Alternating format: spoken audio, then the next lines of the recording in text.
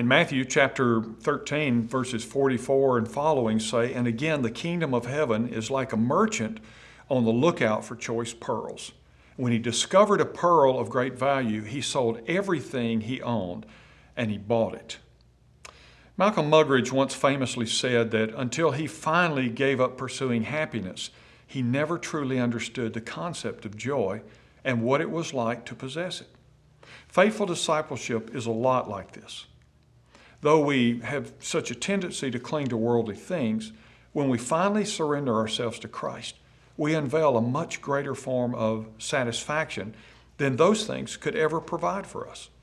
The parable that we've just read about, looked at here today, illustrates the incomparable worth of God's kingdom. But Muggeridge's insight also calls you to consider how true joy actually emerges from the kind of self-denial that Jesus spoke of in Matthew 8:34. When he said, calling the crowd to join his disciples, he said, "If any of you wants to be my follower, you must give up your own way, take up your cross and follow me."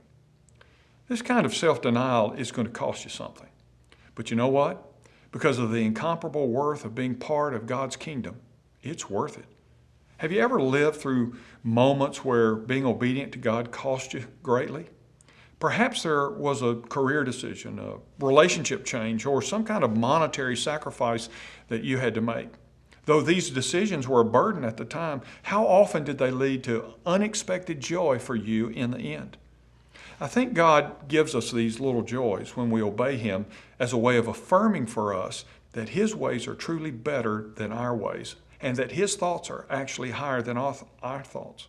As you reflect on those memories, why not thank the Lord today for them? I'm Ray Jones, and that's another heart truth for you today.